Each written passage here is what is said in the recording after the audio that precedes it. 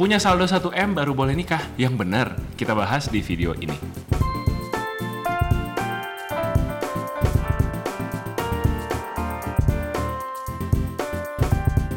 Hai guys, welcome back to our channel. Kembali lagi dengan gue Samuel dan ini istri gue Claudia. Kami pasangan suami istri kantoran dalam perjalanan memaknai financial independence. Di channel ini kalian akan menemukan video-video seputar karir, keuangan, adulting, dan topik-topik lainnya. Jadi kalau kalian suka dengan channel ini, jangan lupa untuk subscribe untuk dukung kami.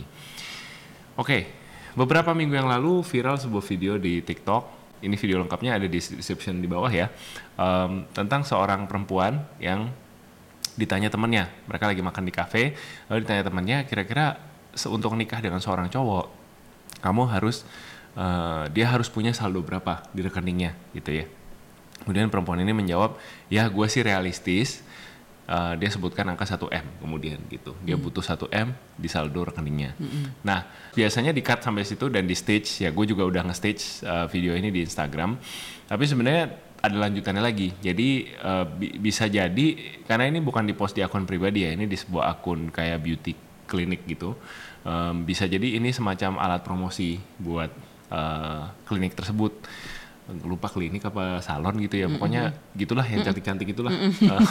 Mereka di akun tersebut ngebahas dan perempuan ini muncul beberapa kali. Bisa jadi nih co-founder atau co-ownernya. Atau bagian dari inilah ya. Bagian dari bisnis tersebut gitu. Nah mungkin ya orang ini memang sudah punya kali ya 1M juga gitu di rekening dia. Karena dia jadi ngomong mungkin, ya di videonya. Kalau nggak salah dia ngomong, gue bisa cari sendiri atau gimana gitu. Dia bilang makanya cowok gue juga harus bisa nyari duit segitu. Kira-kira gitulah. Jadi sebenarnya kalau ngelihat video keseluruhannya, ya dia oke lah ya gitu. Oke, kalau 1M mah gue bisa punya sendiri, makanya gue mau cari pasangan yang punya 1M juga gitu. Maksudnya biar balance gitu kan. Tapi kan yang kemudian banyak kejadian kan dipotong cuman minimal 1M kali ya gitu. Jadi itulah yang bikin heboh gitu, kesannya mungkin dia ya apa gold digger, apa cewek matre, apa mau enaknya doang.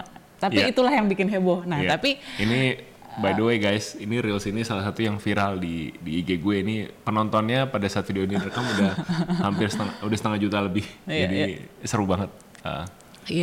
Oke, jadi di video kali ini sebenarnya kita mau bahas apa iya butuh minimal 1M sebelum nikah. Jadi ini kita bukan ngomongin videonya atau menyerang videonya atau ngomongin si kreatornya ya, tapi idenya. Apakah 1M itu benar-benar dibutuhkan waktu mau nikah? Oke. Jadi kami akan share ya beberapa pemikiran pribadi aja tentang hal ini. Pertama-tama soal uangnya sendiri, saldo 1M. Nah, kebetulan gue udah jawab ini di Instagram, di postingan yang tadi gue mention. Jadi menurut data, gue baca data dari Credit Suisse. Credit Suisse ini sebuah bank. Mereka tiap tahun itu ngeluarin report wealth something gitu. Jadi basically mereka melakukan riset tentang tingkat kekayaan orang-orang di berbagai negara. Indonesia termasuk diantaranya, dan report ini sering sekali di-quote juga oleh media-media outlet di Indonesia ya tiap kali mereka keluar. Karena cukup kredibel lah ya. Cukup kredibel, Credit Suisse ini bank besar, dan angka yang mereka gunakan ini bukan angka rata-rata. Kalau angka rata-rata kan itu bisa ketarik ke atas atau ke bawah kalau ada orang yang kaya raya banget gitu, jadi narik dongkrak nilai kelas, ibaratnya dalam kelas ada satu yang pinter banget, rata-rata kelasnya jadi naik gitu kan, biasanya gitu. Nah mereka tuh pakai nilai median. Median ini terbanyak lah, jadi lebih real angkanya gitu. Dan menurut Credit Suisse angkanya itu seharusnya kalau di Indonesia orang dewasa median kekayaannya itu ada di sekitar 5.000-an US dollar. Which is itu kalau dijadikan rupiah sekitar 80-90 juta rupiahan. Jadi jauh banget dari 1M yang sebenarnya si Mbak itu demand gitu ya. Jadi wajibkan bagi calon suaminya. Jadi 80-90 juta itu maksudnya kekayaan nilai uang yang mereka punya di instrumen finansial gitu ya, nggak termasuk aset dan lain-lain. Nah kalau nggak termasuk aset apa enggaknya nggak tahu sih, nggak disebutin lebih detail. Tapi teman-teman bisa baca reportnya anyway. Gue akan taruh di description di bawah. Jadi kalau ngelihat data median ini sebenarnya ya itu berarti kebanyakan orang di Indonesia wealth-nya hanya sekitar nggak nyampe 100 juta gitu. Jadi kalau mau cari orang yang punya wealth 1M itu akan menjadi barang langka gitu ya kemarin ya dari inti reelsnya. Betul. Nah ini berkaca ke perjalanan hidup kami sendiri.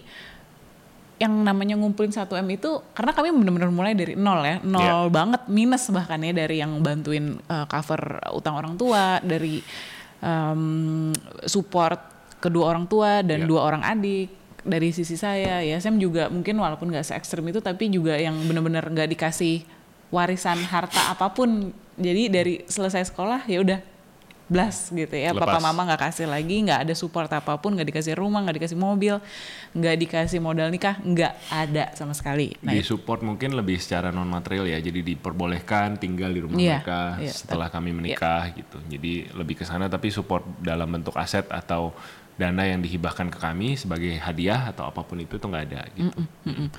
Dan jadi perjalanan kami memulai semuanya dari nol sama-sama, berjuang sama-sama itu kayaknya untuk ngumpulin 1M aja itu lama banget ya, karena kan oke, kita punya financial goal pertama waktu itu yang bareng-bareng adalah kumpulin modal nikah. Nah itu pas benar-benar hari nikah ya udah biar abis gitu ya, ngelunasin semua vendor-vendor. Jadi ya semua uangnya itu ya walaupun nggak sampai 1M juga sih mungkin ya, kalau di total jauh budget pernikahannya nggak nyampe 1M, jauh dari 1M ya, tapi intinya abis nol nabungnya. Ngumpulinnya kira-kira 3 tahunan ya, dari 2011 tahunan. sampai 2014.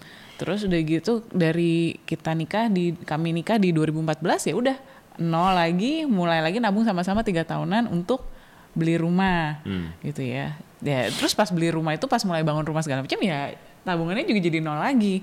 Terus abis itu sambil ngumpulin, sambil nyicil rumah, sambil beli mobil second. Nah itu juga sama, nol lagi. Jadi kalau benar-benar nungguin sampai kekumpul 1M di rekening bulet-let, itu kami perjalanannya udah jauh melewati itu semua ya. Baru maksudnya udah rumah beres, udah mobil beres, nikah beres, akhirnya baru ke kumpul. Bisa jadi kalau nunggu itu nikahnya sama orang lain.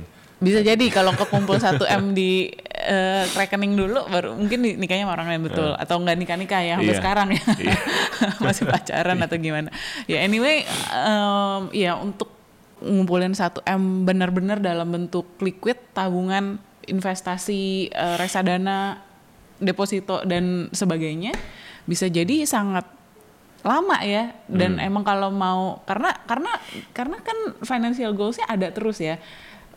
Maksudnya harus beli rumah, mobil, segala macam. Nah ini mungkin jadi sisi point of view yang lain, bahwa 1M di rekening itu bukanlah segalanya, karena bisa jadi juga dia nggak nyimpennya dalam bentuk tabungan ya. Bisa aja dia udah beli rumah, udah punya mobil dan sebagainya. Karena banyak juga sih dengar cerita teman-teman yang dia di rekeningnya benar-benar hampir nggak ada gitu, karena dia memang hobinya beliin, puterin ke bisnis atau beliin fixed asset. Tanah atau apa ya. Iya, jadi kekayaan itu tidak semerta-merta dilihat dari berapa banyak uang yang di rekening tabungan. Karena bisa aja dia tanahnya banyak atau rumahnya banyak atau bisnisnya banyak, tapi di rekeningnya ngepas, bisa jadi. Oke. Jadi apa point of view kami tentang menikah? Seharusnya kalau bukan rekening, tolak ukurnya apa? Nah buat saya pribadi, ini agak mungkin bukan suara saya yang diminta ya, karena ini kan perempuan ya. Nanti mungkin suara Klau yang lebih valuable di diskusi ini. Tapi buat saya pribadi, untuk sebuah pernikahan,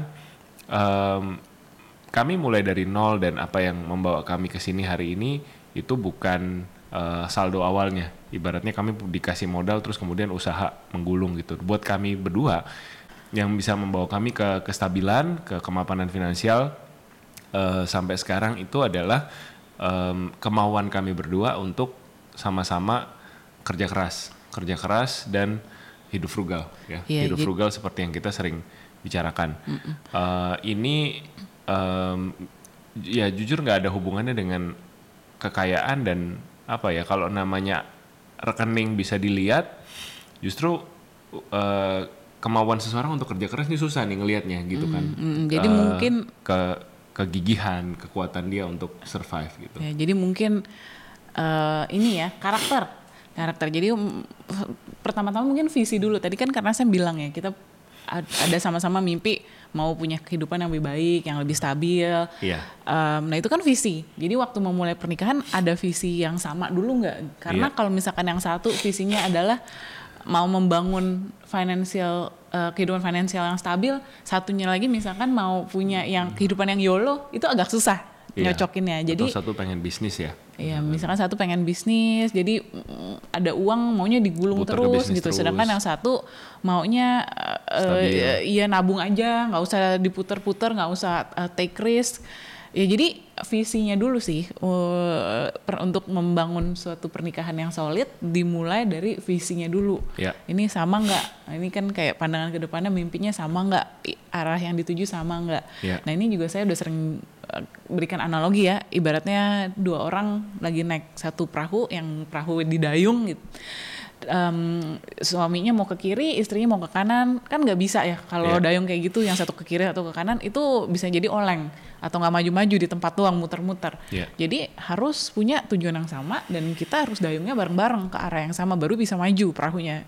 Makin kita kompak, dayungnya makin cepet majunya ke arah yang diinginkan. Jadi ya itu tadi visi satu ya. Nah terus tadi kan saya bilang soal karakter juga, disiplin. Disiplin mau nabung dan sebagainya itu kan karakter. Jadi dan yang itu yang tadi saya bilang betul nggak bisa dilihat karena karakter itu bukan kayak sertifikasi atau ada piagamnya gitu ya. Kita kan harus manusia akhlak level 1, level 2 gitu ya. Iya. Dan itu kan untuk tahu karakter seseorang benar-benar ya kita harus spend time sama orangnya, kita spend time sama keluarganya, sama teman-teman terdekatnya, karena kalau cuman berduaan doang bisa jadi kan dia pura-pura, namanya juga ada maunya ya kan nih adik-adik ya tolong dicatat kalau orang ada maunya itu pasti baik ya. Itu jadi kita harus jangan mau diajak berduaan terus gitu jangan mau dan kita harus mau kenal sama circle dia yang paling dalam gitu, karena akan kelihatan kelakuan aslinya dia seperti apa.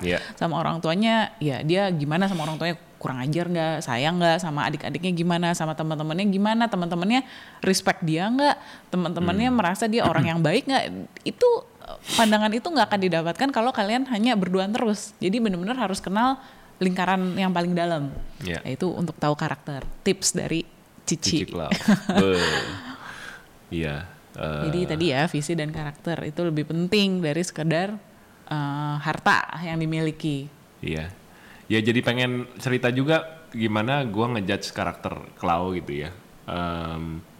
Ini momen-momen yang kecil tapi buat gue ini membekas sampai sekarang, karena sampai sekarang memang orangnya kayak gitu. Apa penasaran nggak? Jadi misalkan kita pergi makan ya, kan dulu di kampus kan orang Indonesia sering ngumpul bareng gitu, ada acara kemahasiswaan potluck ya. Itu dia nggak pernah makan pertama, pasti makannya paling terakhir dan selalu memastikan piring semua orang sudah terisi. Kalau belum, ada yang belum keisi, itu bukan cuman dia suruh ngambil, dia berdiri di depan pancinya terus dia ambilin gitu. Cukup nggak itu, dia liatin semuanya udah makan terus dia baru makan. Jadi gue lihat orangnya care gitu sama orang lain. Terus ketika kita jalan bayar-bayaran gitu ya. Nah ini bayar-bayaran juga gue ngeliat dia nggak pernah tipe yang minta dibayarin. Dia nggak pernah ngetes gue untuk ini cowok berapa sih duitnya gitu. Gue mau coba ajak dia ke restoran mahal gitu. Nyesel nggak dulu nggak begitu? Tidak. Kan kalau cewek-cewek sekarang tes sekalian gitu, tunjukin seberapa sayang dia sama kamu. Nah gue nggak pernah digituin. Nggak usah dites karena saya udah tahu dia mahasiswa miskin sama-sama nggak punya apa-apa. Ngapain dites? Mending Anda cuci piring kan sama-sama. Nah betul. Jadi mungkin kamu ngelihat aku rajin baito gitu-gitu ya. Iya, jadi kalau ya ini kan tadi dari sisi Sam ya. Belum selesai. Ya, jadi selesai dulu dari sisi Sam ya. Pada saat kita makan tuh selalu ya udah nggak apa-apa, nggak usah lah bayar berdua. Iya. Jadi lumayan gitu. Atau gantian, kadang gue yang bayar, kadang dia yang bayar gitu. Jadi selalu gue merasa dalam keuangan orang ini bisa fair gitu. Dalam mengelola keuangan, uang tuh bukan jadi sesuatu yang norak buat dia, kayak susah banget nyarinya gitu, atau justru duit gue banyak banget, karena ada dua spektrum gitu ya. Ada yang kayak pelit banget, terus kayak ada yang royal. Ya. Udahlah gue mau keliling Jepang nyari ikat pinggang Hermes misalkan. Ada yang kayak gitu, buang-buang waktu gitu untuk nyari sesuatu yang vain gitu. Buat teman-teman yang kolektor silakan ya, cuman itu pilihan masing-masing. Cuman buat gue itu pertanda bahwa nih orang sekrupnya bener semuanya gitu. Bukan sesuatu yang baru atau susah buat dia itu untuk mengelola uang lah gitu. Nah, kalau dari Klau gimana? Iya, memang waktu itu ngelihatnya ya ini mungkin kalau dari saya nih apa yang dilihat dari Sam waktu itu adalah ya dia adalah sosok yang rajin ke gereja gitu ya. Waktu itu kan pas baru datang nyari gereja, oh ini sama Sam aja nanti teman-teman bilang ini karena saya mungkin kayaknya terkenal rajin ke gereja gitu kan. Oh ini sama Sam aja dianterin nanti hari Minggu berikutnya ke gereja bareng. Karena kan waktu itu kita nggak tahu ya mahasiswa baru, nggak tahu apa-apa, nggak tahu gereja ada di mana. Jadi ya di refer lah ke Sam. Ya terus juga ngelihatnya orangnya memang rajin apa ya, rajin part time ya, rajin dan ya apa ya nggak tahu deh. Iya maksudnya gimana ya, saya bukan yang pinter banget gitu kan, karena juga sering bolos kelas, banyak acaranya gitu, bikin konser penggalangan dana. Waktu itu lagi ada gempa besar di Haiti, Sam yang arrange konsernya. Jadi ya memang dilihat orangnya apa ya, nggak semua tentang diri sendiri gitu. Jadi teman-temannya banyak, organisasinya juga jalan. Ya udah sih sesimpel itu. Terus yang soal uang juga ya karena saya jujur ngeliatnya ya memang saya bukan dari keluarga yang super berada, kerja harus part time juga, jadi maksudnya ngapain juga gitu kalau kalau kita pacaran atau jalan bareng waktu itu ya kita tahu kondisinya dua-duanya sama-sama uangnya pas-pasan, ngapain lah kita hidup boros-boros atau sengaja cari tempat makan yang mahal terus memaksakan diri buat apa gitu. Ya udah kita kan pacaran kan untuk spend time bareng-bareng ya yang make sense aja financially gitu kan, yang penting kan having good times-nya. Oke, mungkin gini nih supaya lebih menarik, ini agak off script, gue tiba-tiba kepikiran. Jadi pada saat saya ngejar Claudia itu di saat bersamaan ada beberapa cowok-cowok lain. Ada itu international competition guys ya. Ada orang Taiwan, ada orang Jepang juga. Ya ada beberapa lah, dan secara finansial saya tahu ada yang lebih baik dari saya gitu, ada yang udah pengusaha terus dia balik kuliah lagi gitu, S2 kalau nggak salah, si Mr. P. Ya udah Mr. P kacang kali ya. Nah apa yang membuat Clau memilih Samuel di saat itu gitu ya? Di saat itu kan ya yang dilihat terbatas gitu kan, kamu nggak ada lifetime spend together kayak sekarang. Gitu. Waktu itu apa sih gitu yang menyebabkan kamu nggak milih uang deh tapi orang gini aja gitu? Ya mungkin karena tadi itu ya, maksudnya ngelihat orangnya karakternya oke, maksudnya teman-temannya ngelihat dia oke, bukan yang gimana ya, bukan yang creepy gitu. Terus ada gitu yang ngerasa nyaman karena mungkin ya itu kita berdiri di level yang sejajar. Jadi kita sama-sama lagi berjuang nih, sama-sama dari nol nih. Kadang-kadang kan kalau kita ketemu orang yang lebih mapan atau yang lebih pinternya banget atau ya gimana ya, pas ngobrol juga mungkin nggak nyambung, atau terus atau diajak jalan-jalan juga jadi minder. Ngelihat dia tongkongannya dari atas sampai bawah, wow keren, mentereng, celing-celing gitu kan, sedangkan kita kumel gitu habis part time, lepek. Gimana jadinya nggak nyaman sendiri sih. Jadi emang carinya apa ya, temen gitu ya, yang bisa jadi temen, yang bisa jadi temen ngobrol, dan ya kalau diskusi ada di level yang sama. Jadi ngobrolnya juga enak, nggak minder ataupun nggak jadi kita ini orang gitu amat payah gitu kan ya, atau jadi ya respect selevel ya, selevel. Tidak melihat ke atas maupun ke bawah tapi bisa satu eye level. Oke. Eye level tuh apa ya, kayak display di toko ya. Iya. Jadi kan kadang-kadang maksudnya kita ada yang ngeliatnya ke bawah gini atau kita ngeliat orang ke atas ya. Eye level tuh maksudnya sejajar gitu ya, kalau ngobrol tuh sejajar. Iya. Oke. Iya, sepadan ini ya meskipun Chloe yang cerita ya, tapi gue nyambungin gitu karena gue ngelihat banyak juga pasangan-pasangan terutama mungkin dari generasi di atas kita yang suami istrinya tuh gaya samurai gitu. Samurai zaman dulu kan dia berjalan paling depan, istrinya berjalan di belakang, nggak boleh ngomong, nunduk gitu ya. Kesannya apa, laki-laki lebih tinggi gitu. Nah kayaknya udah bergeser ya, masyarakat sudah bergeser gitu, tidak lagi seperti itu sekarang. Dan saya ngeliat tuh pasangan muda sekarang tuh justru lebih banyak yang lebih berhasil gitu komunikasi dalam keluarganya ya, dibandingkan yang generasi sebelumnya gitu, karena mereka bisa ngelihat satu sama lain tuh sebagai partner selevel dan nggak ada satu yang lebih pintar dari yang lain. Tidak seperti yang dulu-dulu. Kalau dulu tuh bahkan pengajaran di rumah ibadah itu ada yang sampai di titik ekstrem di mana suami adalah kepala rumah tangga, istri harus membantu laki-laki. dia nggak ajarin bahwa oke, suami kepala tapi istri lehernya ya, leher kepala tanpa leher tidak bisa noleh-noleh gitu. Itu jokesnya. Tapi intinya kita udah hidup di generasi yang berbeda, dan saya ngelihat banyak dari generasi-generasi yang terdahulu tuh jadi kagok justru dalam keluarga nggak bisa komunikasi, salah satu pihak minder karena merasa dia bukan kepala itu, padahal bukan kayak gitu ya. Hubungan rumah tangga harusnya partner, kemudian yang memutuskan harus selalu papa atau mama gitu karena dia adalah kepalanya gitu. Kayaknya nggak gitu dalam rumah tangga ya. Kita sama-sama manusia biasa, pasti bisa salah. Kadang suami yang kesilap nggak lihat, kadang istrinya juga yang nggak lihat gitu. Jadi ya harus bisa di posisi itu, di mana komunikasi tuh selevel dan bisa saling dengerin gitu. Iya. Bener. Dan ini kita juga sering dengar banyak cerita juga ya, mungkin keluarga-keluarga yang konservatif banget, di mana mungkin papanya yang pegang semua kondisi keuangan. Akhirnya pas papanya kenapa-napa, karena one man show banget nih, papanya semuanya yang lead. Akhirnya papanya misalkan kenapa-napa dan ya udah keluarganya kolaps karena mamanya nggak tahu itu semua hartanya di mana, gimana cara ngurusnya. Dan ya mungkin sebaliknya ya, jadi misalkan istrinya ini yang ekstrim ngurusin satu rumah, semua anaknya, terus istrinya kenapa-napa sakit, ya akhirnya rumah tangganya juga kolaps gitu karena ya papanya nggak ngerti caranya masak, bahkan mungkin nggak ada relationship sama anaknya, sejarang itu ngobrol karena kerja terus. Jadi bukannya kita nggak respect ya, bukannya hubungan suami istri itu justru kita saking kayak temennya seenaknya, enggak, justru menurut saya kita harus tetap saling respect, ngomongnya itu juga dengan respect, nggak kasar gitu ya, nggak yang melecehkan atau gimana, justru kita saling respect, saling, kata kuncinya saling ya, dan harus saling respect dan saling komunikasi secara terbuka.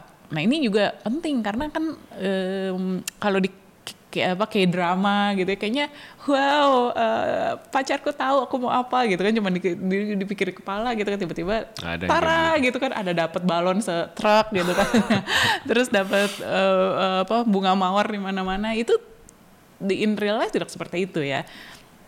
In real life ya kita harus ngobrol, komunikasi, maunya apa, yang nggak nyaman apa ya, tadi tentunya dengan saling respect karena namanya udah bangun hidup berdua ya, dua orang yang dengan background yang sangat beda, bahkan anak kembar aja kan beda ya, maksudnya karakternya, kesukaannya. Jadi apalagi kita yang selama 20 tahun lebih dibesarkan dengan cara yang berbeda, dengan pemikiran yang berbeda, ya udah pasti pas bangun rumah itu ya ada pemikiran yang berbeda ya, berarti kadang-kadang ya si A yang ngalah, besok-besok mungkin si B ngalah, ya kita kompromis untuk keluarga. Enak untuk dua-duanya gitu ya.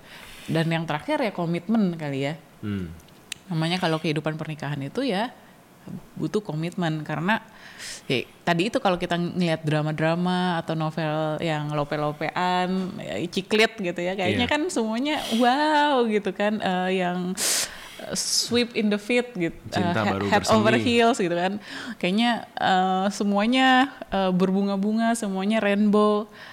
Iya tapi gimana ya, percayalah kalau hidup pernikahan kita cuman cari deg-degannya doang gitu ya, atau head over heelsnya doang, ya gimana ya, nggak akan bisa gitu ya, karena ada hari-hari yang boring, hari-hari yang biasa, kadang-kadang kita banyak masalah, ada sakit penyakit dan sebagainya, harus lihat pasangan in worst condition, ya kalau nggak ada komitmen ya susah ya gitu ya kan, namanya kita komit ya till death do us apart, in sickness and in health, in dalam susah dan senang. Jadi ya ujung-ujungnya komitmennya itu tadi ya. Kalau udah nikah nih, ini kalau udah milih ini jadi agak maju ya. Iya. Sekarang setelah kami menikah sudah 9 tahun ya. 9 tahun, nggak terasa ya. Lama juga ya, 9 tahun. Tahun depan 10 tahun, 2014. 1M sudah ada gitu ya. Kami puji Tuhan sudah punya 1M. Looking back ternyata ya 1M itu uang itu penting sekali lagi gitu. Tapi balik lagi itu hanya jadi perjalanan, sebagian dari perjalanan kalian sama-sama gitu. Kalau buat kami uang itu akhirnya jadi satu hasil dari kami tadi yang Klo bilang, berkomunikasi, terbuka, berjuang bersama, sama-sama punya etos kerja yang baik gitu ya, kejar karir setinggi-tingginya, itu datang sendiri gitu. 1M itu datang sendiri. Jadi kalau kita mau berjuang sama-sama, nah ini klise ya gitu kan, anak udah gue gedein susah-susah lu mau ajak berjuang gitu, tapi gimana ya gitu, karena kita nggak tahu, Hana belum di usia menikah gitu. Buat saya juga, saya nggak tahu saya mau jawab apa gitu ketika nanti Hana udah umur 20, dia bilang saya suka sama laki-laki ini, terus laki-lakinya memble gitu misalkan gitu ya. Memble secara keuangan. Ya, saya nggak tahu juga saya akan ngomong apa gitu, tapi buat kami saat ini 1M ini ya jadi apa ya, yang dikenang bukan 1M-nya tapi perjuangannya sama-sama gitu. Ya itu tadi ya, sepatah dua patah kata dari Cici Koko yang sudah agak banyak melewati asam garam kehidupan buat adik-adik sekalian. Seperti itu kira-kira. Ya, intinya 1M ya it's just a number ya. Yang penting tadi itu ya sevisi, karakternya bagus, bisa ngobrol dengan selevel, dan ya, pasangan yang sepadan ya. Jadi ngobrolnya enak, bisa komunikasi secara terbuka. Oke. Ya menurut kalian gimana? Udah punya 1M atau belum?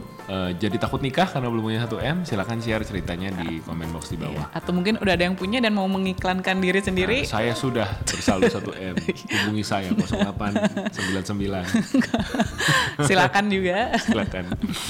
Kayaknya kalau punya 1M nggak kayak gitu ya. Oke, thank you so much for watching. Semoga sehat selalu. Take care and stay healthy. See you next week. Bye-bye.